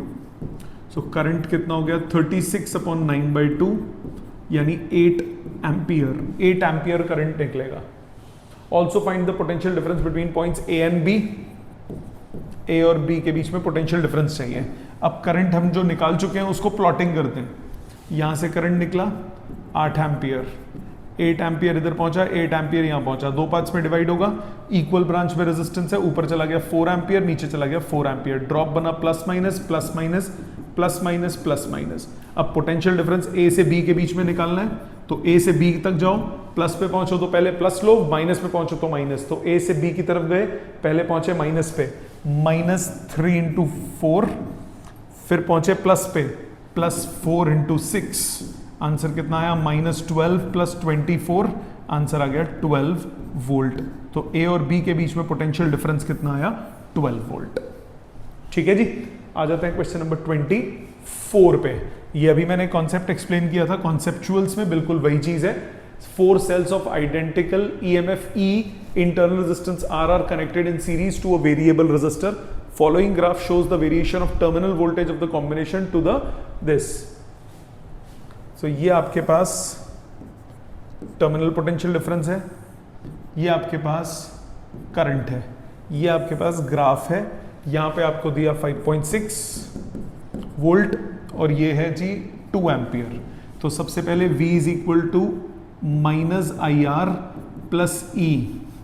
सो स्लोप ऑफ द ग्राफ आपको क्या देगा, स्लोप आपको देगा negative of internal resistance. Y intercept आपको क्या देगा, Y इंटरसेप्ट देगा आपको EMF। अब इस क्वेश्चन में आपको क्या बोला, जरा ध्यान दो। व्हाट इज कितने सेल्स है, 4 सेल्स है, EMF ऑफ ईच सेल। तो 4 टाइम्स द ईएमएफ आपके पास हो गया 5.6, तो ईएमएफ हो गया 1.4 वोल्ट। तो ईच सेल की ईएमएफ हो गई 1.4 volt. For what current from the cells does maximum power dissipation occurs, उसके लिए पहले आपको इंटरनल रेजिस्टेंस चाहिए। इंटरनल रेजिस्टेंस के लिए स्लोप निकालोगे, स्लोप हो गया नेगेटिव ऑफ इंटरनल रेजिस्टेंस। ये पॉइंट है 0,5.6, ये पॉइंट है 2,0। स्लोप क्या हो गया, change in Y coordinate 5.6 minus 0 upon 0 minus 2, so minus r is minus 2.8। तो आर की वैल्यू हो गई, कितने सेल्स है, 4 सेल्स थे, तो टोटल इंटरनल रेजिस्टेंस कितनी हो गई, स्लोप इज इंटरनल रेजिस्टेंस, ये हो गया change in Y coordinate upon change in X coordinate. So change in total internal resistance हो गई -4R, negative of internal resistance होता है slope, change in Y coordinate 5.6 minus 0 upon 0 minus 2, so -4R is minus 2.8, तो एक internal resistance हो गई 0.7 ohms. अब maximum power निकालना है, मैक्सिमम पावर डिसिपेशन के लिए क्या लगेगा, maximum power transfer theorem. Maximum power transfer theorem according to maximum power transfer theorem, power is maximum if capital R is equal to small r। तो current कितना होगा, therefore current when maximum power is delivered, maximum power current हो जाएगा total voltage that is 5.6 upon total resistance 4R plus external resistance, तो 5.6 capital R आपके पास 4R के बराबर होगा अपॉन 8R, 0.7 अपॉन 0.7, आंसर आ गया 1 एम्पियर। सेम क्वेश्चन किया था कॉन्सेप्चुअल्स में भी, ठीक है बेटा। ये हो गया क्वेश्चन नंबर 25। 26 पे आ जाओ, find the equivalent EMF as well as internal resistance of a parallel combination. अब सिचुएशन ऐसी दी हुई है, ये है 10 वोल्ट, इंटरनल रेजिस्टेंस है 2 ओम्स, दूसरा रिवर्स कनेक्टेड है, ये है जी 4 वोल्ट और 2 ओम्स। अब ई इफेक्टिव क्या होगा, अगर दोनों के पॉजिटिव मिल रहे होता तो E1R2 प्लस E2R1, अब लगाओगे E1R2 minus E2R1 upon R1 plus R2, सो 10 into 2 minus 4 into 2 upon 2 plus 2, सो 20 माइनस 8 अपॉन 4, 3 वोल्ट, 12/4 हो गया 3 वोल्ट। आर इफेक्टिव कितना होगा, इंटरनल रेजिस्टेंस आर इफेक्टिव हो जाएगा दोनों का पैरेलल, ये हो जाएगा 2 इंटू 2 अपॉन 2 प्लस 2, ये आ गया 1। आगे क्या बोल रहा है, find the value of current through an external resistance. Current कितना होगा, करंट होगा total EMF upon total internal resistance plus external resistance. EMF है जी 3, इंटरनल रेजिस्टेंस 1 ओम, एक्सटर्नल रेजिस्टेंस 2 ओम्स, आंसर कितना आया 1 एम्पियर। ठीक है जी, ये हो गया क्वेश्चन नंबर 26। आ जाते हैं 27th पे। 27th, 10 cells each of EMF 2 volt and internal resistance 1 ohm are connected in series. By mistake 2 cells are connected with reverse polarities. मतलब 8 cells तो जी सीरीज में ऐसे हैं और 2 रिवर्स पोलैरिटी में कनेक्ट हो गए, ये 8 सेल्स हो गए, ये 2 हो गए, ठीक है, हर एक का रेजिस्टेंस 2 वोल्ट है। सो ई इफेक्टिव कितना होगा, ई इफेक्टिव हो जाएगा 2 इंटू 8 और 2 सब्ट्रैक्ट हो गए, 2 इंटू 2, तो 16 में 4 गए, 12 वोल्ट हो गया ई इफेक्टिव। आर इफेक्टिव कितना होगा, सीरीज में इफेक्टिव रेजिस्टेंस तो ऐड हो जाती है, तो ये हो गया 10 इंटू 1 दैट इज 10 ओम्स, ठीक है। एक्सटर्नल रेजिस्टेंस आपने कनेक्ट कर दिया 2 ओम्स का, तो करंट कितना हुआ, E effective divided by R effective plus capital R, so ये आपके पास आ गया 12 अपॉन 10 प्लस 2, आंसर आ गया 1 एम्पियर। ठीक है, समझ में आ गया। जो 2 उल्टे कनेक्टेड हैं उनको क्या कर दिया, सबट्रैक्ट कर दिया। Got it. आ जाते हैं 28th पे। 24 volt battery of internal resistance 1.5 ohms is connected to 3 coils in parallel, ठीक है जी। a resistor of 3.5 ohm and a reversed battery is shown, calculate the current in the circuit. okay, बेटे overall current कहाँ होगा, इसकी वजह से clockwise और इसकी वजह से anti clockwise, so overall current ऐसे फ्लो करेगा सर्किट में। तो सबसे पहले तो इनका इफेक्टिव बनाओ। ये आपके पास है 1.5 ओम्स और ये बैटरी है जी 24 वोल्ट की। ये तीन रेजिस्टेंसेस पैरेलल में है, 18, 9 और 6।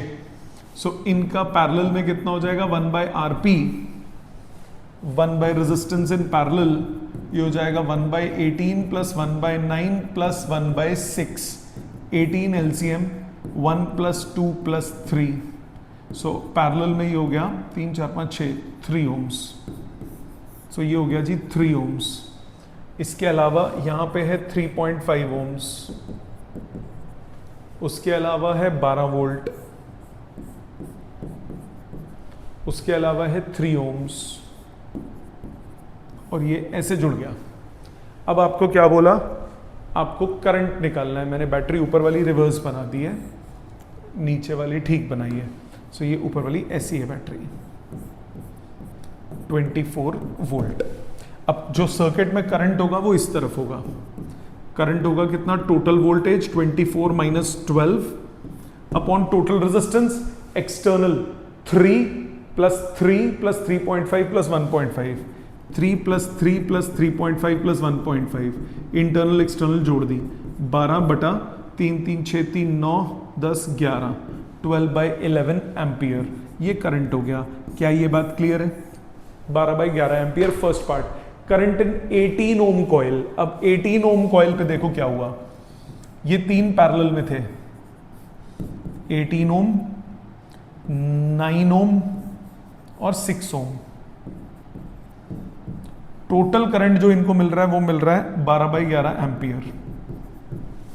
इन दोनों की जो रेजिस्टेंस है वो कितनी है, 3 ओम्स। अब मान लिया इधर करंट I1 गया, पहले आप निकालो वोल्टेज, वोल्टेज अक्रॉस कॉम्बिनेशन। इस कॉम्बिनेशन के अक्रॉस वोल्टेज कितना होगा, I इंटू इस कॉम्बिनेशन की इफेक्टिव रेजिस्टेंस, ये हो गया 36/11 वोल्ट। तो जो I1 हो जाएगा वो कितना हो जाएगा, वोल्टेज बाय रेजिस्टेंस, पैरेलल में वोल्टेज सेम रहती है, ये आ गया 2/11 एम्पियर। तो जो 18 ओम से करंट पास होगा वो कितना हो जाएगा, 2/11 एम्पियर। सी पार्ट में यानी थर्ड पार्ट में आपको बोल रहा है potential difference across each battery.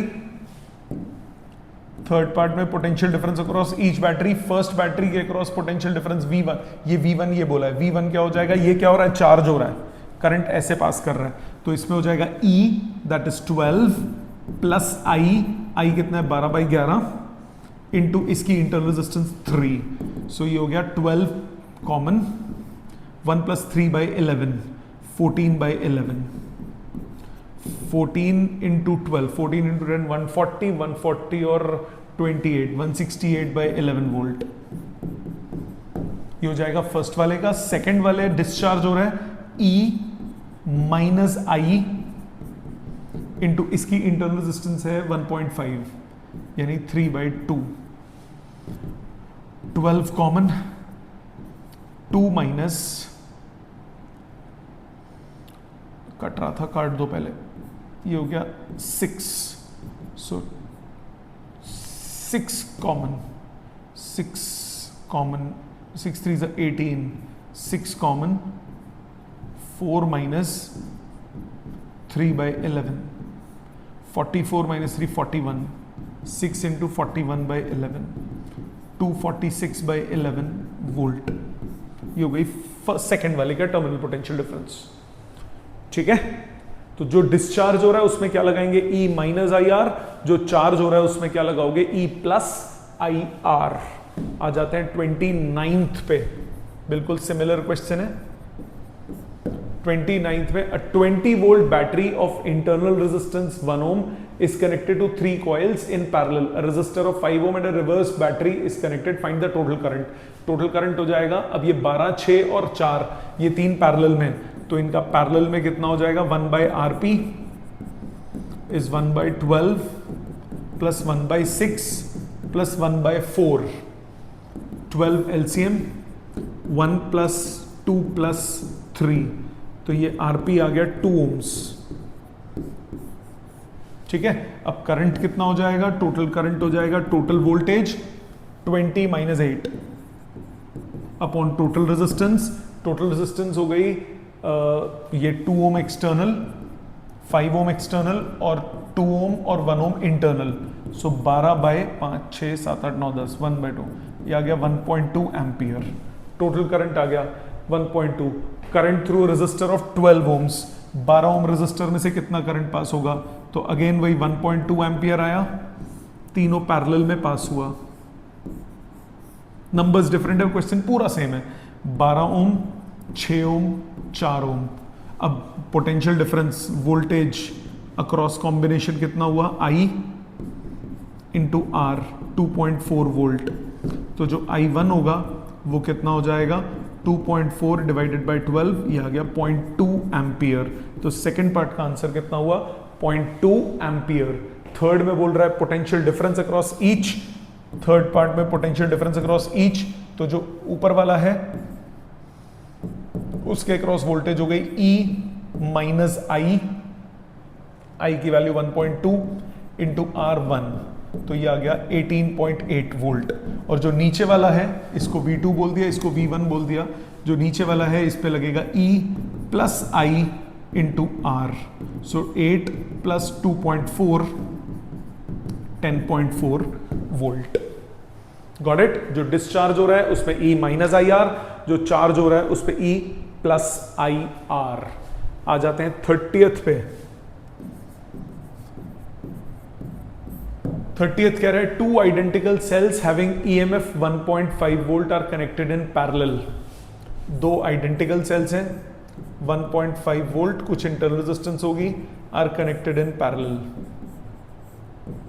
ठीक है जी, आगे क्या बोला, so that they send current in the same direction through two resistors of 17 ohm each connected in parallel। 17 के 2 ohms, 2 रेजिस्टेंस है। अभी 4 वाला किया था, बिल्कुल वैसा ही क्वेश्चन है, पैरेलल में कनेक्टेड है। Terminal potential difference across the two cells is 1.4। इसको दोबारा बनाओ सर्किट को। आइडेंटिकल सेल्स है, EMF हो गया 1.5, इंटरनल रेजिस्टेंस हो गया R/2 और एक्सटर्नल रेजिस्टेंस हो गया 17/2। आपको टर्मिनल पोटेंशियल डिफरेंस दिया हुआ है। एक्सप्रेशन क्या होता है, एक्सप्रेशन होता है small r is equal to E minus V upon V into capital R। लगा दो, स्मॉल r की जगह आया R/2 is E is 1.5, V is 1.4 upon V into capital R। Numerator में कैपिटल R कितना है, 17/2। सो सॉल्व करो, R/2, ये 2 कट गया, स्मॉल r की वैल्यू कितनी आ गई, 0.1 अपॉन 1.4 इंटू 17, आंसर आ गया 17/14 ohms। इजी, एग्जाम में आया हुआ क्वेश्चन है। समझ में आई बात। ये हो गया 30th। आ जाते हैं 31st पे। 31st क्वेश्चन क्या कह रहा है, 31st, n cells each of EMF E and internal resistance R are connected in a closed circuit so that positive terminals of the cell join to the negative terminals of the next, as shown. Any 2 points of this circuit are connected by external resistance. Find the current in R. Okay, मान लिया कि ये वाले जो cells हैं ये X हैं, तो ये n-x होंगे। तो जरा ध्यान देना, सर्किट को रिपीट बना रहा हूं। ये P पॉइंट है, ये पॉइंट है Q। जो ऊपर वाले सेल्स हैं वो P से उसका नेगेटिव टर्मिनल कनेक्टेड है, ये ऐसे कनेक्टेड होंगे और इनकी सीरीज में है, तो EMF कितनी हो जाएगी, XE, इंटरनल रेजिस्टेंस हो जाएगी XR। जो नीचे वाले सेल्स हैं उनका P पॉइंट से पॉजिटिव टर्मिनल कनेक्टेड है, तो ये ऐसे हो गए, n-x times E, internal resistance n-x times R, और एक्सटर्नल रेजिस्टर है कैपिटल R। अब जो भी निकालना है आपको, करंट निकालना है। करंट निकालने के लिए आपको E इफेक्टिव चाहिए होगा। E इफेक्टिव निकालो। E इफेक्टिव निकालते वक्त एक चीज नोटिस करो, पोलैरिटीज रिवर्स है, तो E1R2 माइनस E2R1 लगेगा। So n-x times E into XR minus X E into N minus X times R upon total resistance N minus X times R plus X R. ऊपर same आ गया, cut गया, E effective zero, effective voltage zero गई, मतलब current कितना हो जाएगा zero, पूरा कट गया। N minus X X R E, N minus X X R E, पूरा पूरा कैंसिल, ओवरऑल आंसर कितना आया जीरो। E1R2 माइनस E2R1 क्यों लगाया? क्योंकि बैटरीज जो हैं वो रिवर्स्ड पोलैरिटीज में कनेक्टेड हैं। रिवर्स पोलैरिटीज में E1R2 माइनस E2R1 लगता है। सिमिलर पोलैरिटी में होती प्लस प्लस एक जगह होता तो E1R2 प्लस E2R1 लगता है। ठीक है, आ जाते हैं 32 पे। 32 क्या कह रहा है? A battery consists of 12 cells in series, each having EMF E and होगा ये, and internal resistance small r. Some of the cells in the battery are connected with wrong polarity. Let X cells are connected with wrong polarity.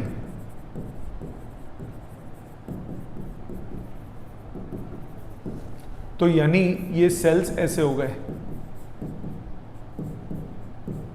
कुछ ऐसे, ये मेरे पास कुछ है और फिर कुछ उल्टी पोलैरिटी से लगे हुए हैं, आई डोंट नो कितने। तो ये मान लिए टोटल 12 है, ये x माने तो ये 12 माइनस एक्स हो गया। तो E इफेक्टिव कितना हो गया? E इफेक्टिव हो गया 12 माइनस एक्स टाइम्स E, इसमें से XE सब्ट्रैक्ट हो जाएगा तो E कॉमन 12 माइनस 2x, और R इफेक्टिव इसका कितना हो जाएगा? R तो ऐड ही हो जाएगा, वो हो जाएगा 12R। ये पहली लाइन से समझ में आता है। This battery is connected to a source of EMF 2E and internal resistance 2R. Ammeter in the circuit reads 3 ampere when the battery and the source aid each other.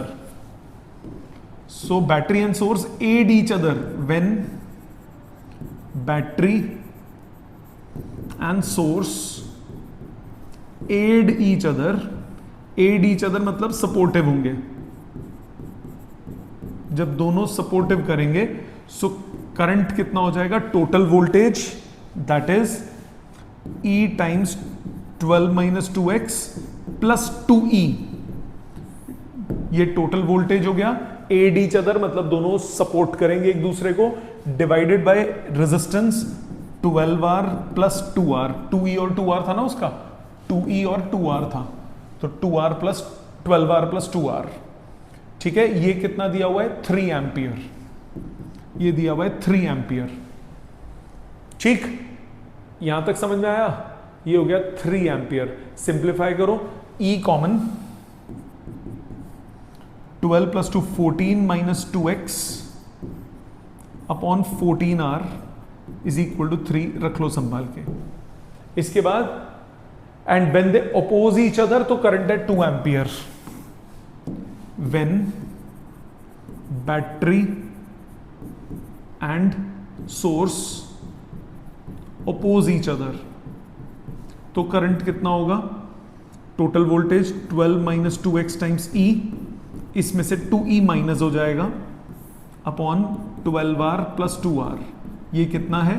2 ampere. तो E common 10 minus 2x upon 14R is equal to 2, number 2। आपको क्या निकालना है? कितने wrong polarity में, मतलब आपको x निकालना है, डिवाइड कर दीजिए, dividing first by second. So E upon 14R cut गया तो 14 minus 2x upon 10 minus 2x is 3/2, cross multiply 28 minus 4x is 30 minus 6x, आपके पास आया 2x equal to 2, x equal to 1। तो एक है वो क्या होगा? रॉन्ग पोलैरिटी में कनेक्टेड। क्लियर बात? एड ईच अदर का मतलब क्या हुआ? दोनों एक दूसरे को सपोर्ट कर रही हैं, और ओपोज ईच अदर का मतलब क्या हुआ? दोनों एक दूसरे को ओपोज कर रही हैं। जब ओपोज करेंगी तो सब्ट्रैक्ट हो जाएगा, जब सपोर्ट करेंगी तो एड अप हो जाएगा।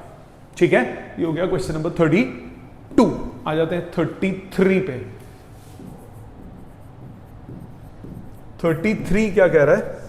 33 कह रहा है two cells of EMF 1 and 2 and internal resistance 2 and 1 are connected in series parallel. What should be the external resistance so that the current through this resistance is same in two cases. Okay, पहले first part करते हैं। सो दो sales हैं, series में जब connect होंगे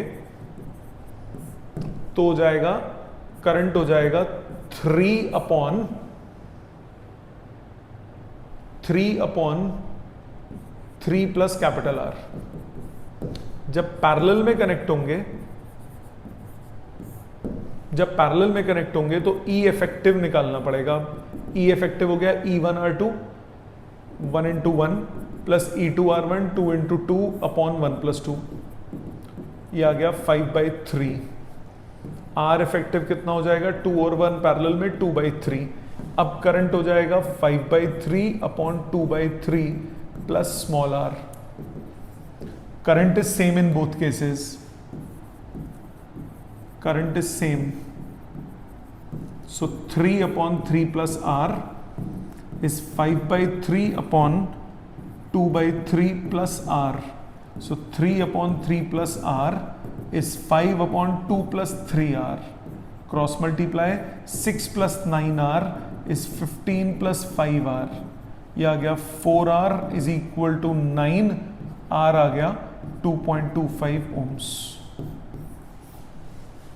ठीक है, in which case more heat is generated in the cells, series में। In series effective internal resistance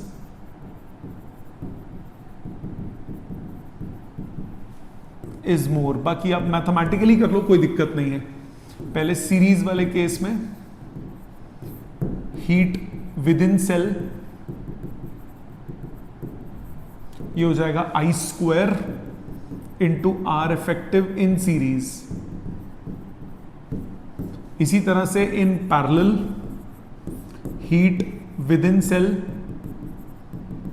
ये हो जाएगा I² into R effective in parallel. अब एक मेरे को बात बताओ, क्योंकि I दोनों केसेस में सेम बोला है, आर इफेक्टिव किस केस में ज्यादा है, जब सीरीज होगा तो आर इफेक्टिव ज्यादा होगा। In series R effective of cell is more, therefore heat is more। तो हीट किस में ज्यादा होगी, जिसमें ओवरऑल इंटरनल रेजिस्टेंस ज्यादा होगा, क्योंकि करंट इस क्वेश्चन में दोनों केसेस में क्या दिया हुआ है, सेम दिया हुआ है। आ जाते हैं नेक्स्ट क्वेश्चन पे, 34th, ये आपका लास्ट क्वेश्चन है इसका। 10 identical cells connected in series are needed to heat a wire of length 1 meter and radius r by 10 degree Celsius in time t। ठीक है, 10 identical cells connected in series, 10 identical cells हैं, आपने series में connect किए तो उनकी EMF हो गई 10E और इंटरनल रेजिस्टेंस हो गई 10R। आइडेंटिकल सेल्स हैं, 10 times द स्मॉल r। आगे क्या बोला, R connected in series are needed to heat a wire of length 1 meter and radius r by 10 degree Celsius in time t। ये चाहिए आपको, इस वायर को आप गर्म कर रहे हो, इस वायर को आप हीट अप कर रहे हो by 10 degree Celsius in time t। ठीक है, तो यहां पे हीट जो होगा वो हो जाएगा I² RT, और ये कितना हो जाता है, m into specific heat into change in temperature. देखते हैं क्या करना है, पहले आगे देखते हैं। How many cells will be required to heat the wire of length 2 metre of the same radius by same temperature in same time t। Okay, अब इधर ध्यान दो, अब यहां पे आपको क्या बोला, मास ऑफ द वायर बदल जाएगा क्योंकि लेंथ चेंज हो गई है। मास क्या होता है, मास होता है वॉल्यूम, वॉल्यूम हो गया area into length into density specific heat change in temperature.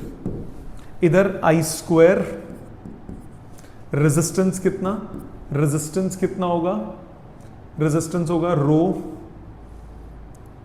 Density को D ले लेते हैं नहीं तो एक कंफ्यूजन हो जाएगी, volume into density, rho L by area into T। मानते हो? अब इसमें एक चीज ध्यान दो, क्योंकि करंट चेंज होगा और करंट जो है वो भी रेजिस्टेंस पे डिपेंड करेगा, क्योंकि एक्सटर्नल रेजिस्टेंस उस पर डिपेंड करती है। एक काम करते हैं, हमें वोल्टेज चाहिए बाद में ना, नंबर ऑफ वो चाहिए, तो एक काम करते हैं, इसको ना I² RT ना लेके V² R इंटू T ले लेते हैं। उससे इजी हो जाना चाहिए।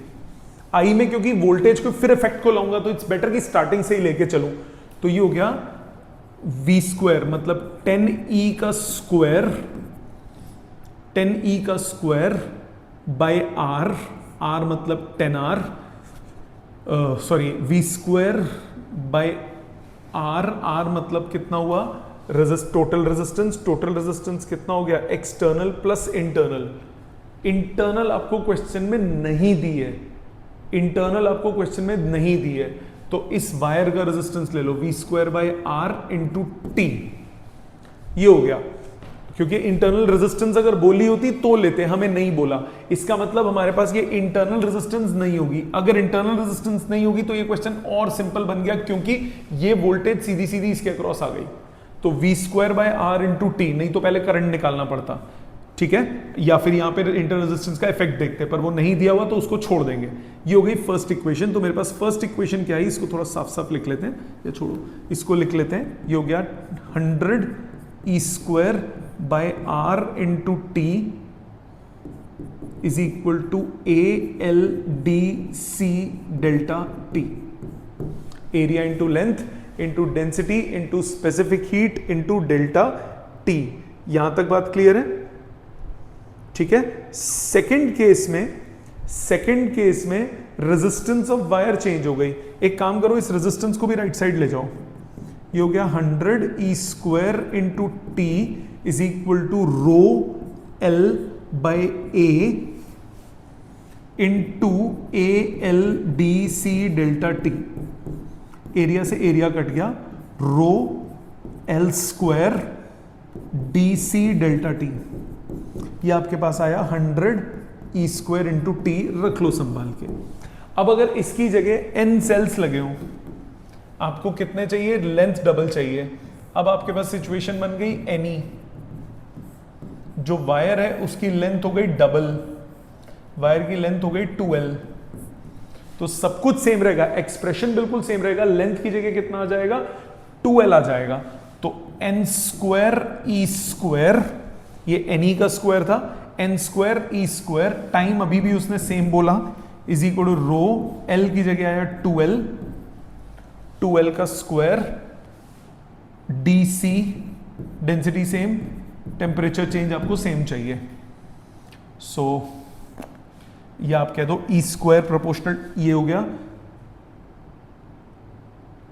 ठीक है, कोई नहीं, दोनों को डिवाइड कर दो, डिवाइडिंग सेकेंड बाय फर्स्ट, तो मेरे पास आ गया n square, E square cut गया, टी कट गया, अपॉन 100 इज इक्वल टू 4, बाकी सब कुछ कट गया, तो n स्क्वायर आ गया 400, तो n आ गया 20। तो टोटल नंबर ऑफ सेल्स अब कितने चाहिए, 20। समझ में आई बात? क्या किया, दोबारा सुनो। वोल्टेज का square by resistance into time, ये क्या होता है, हीट क्या होता है, mc डेल्टा टी। इधर मास को मैंने वॉल्यूम इनटू डेंसिटी लिखा, रेजिस्टेंस को क्रॉस मल्टीप्लाई कर दिया, मेरे पास वोल्टेज का स्क्वायर आ गया इसकी टर्म्स में। ठीक, इसको एक और तरीके से करता हूं, और क्लियर हो जाएगा, और क्लियर हो जाएगा। ध्यान दो, एक और मेथड से करके दिखाता हूं, सो दैट की कैलकुलेशंस कम से कम हो जाए, क्योंकि यहां पे हमें मास को चेंज करना पड़ेगा, हम सिंपल m नहीं ले सकते, लेंथ डबल करोगे मास भी डबल हो जाएगा। तो यहां पे आप एक काम करो, आई डू इसको एक और मेथड से, इसका रेजिस्टेंस R है, लेंथ डबल करोगे रेजिस्टेंस डबल हो जाएगा, वैसे सोच लो मास भी डबल हो जाएगा। तो पहले इस केस में हीट कितना हुआ, हीट हो जाएगा E square by R into T, ये हो जाएगा mc डेल्टा टी, रख लो संभाल के। इसके बाद बोलो on doubling length resistance gets doubled and mass also gets doubled.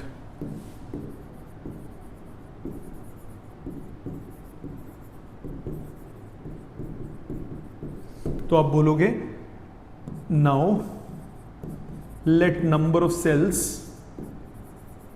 उसको n बोल दिया, मतलब NE का square by 2R is 2MC delta T. ठीक है, अब दोनों को डिवाइड कर दो, dividing second by first, dividing second या फर्स्ट बाय सेकंड या सेकंड बाय फर्स्ट, कोई बात नहीं। कितना आया? NE का स्क्वायर मतलब n square E square by 2R divided by into T रह गया, divided by 10 square E square into T by R is equal to 2MC delta T upon MC delta T। सब कुछ cut गया, T T E square R R, तो n square MMC delta T is equal to 400, n equal to 20। तो कितने sales connected होंगे? 20। समझ में आ गया? सो ये थे हमारे सारे क्वेश्चंस ऑफ सेल्स। रिपीट कीजिए, अपने हाथ से सारे क्वेश्चन कीजिए, इजी क्वेश्चंस हैं, जो नहीं आता वो रेगुलर क्लास में पूछिए। ठीक है, थैंक यू वेरी मच।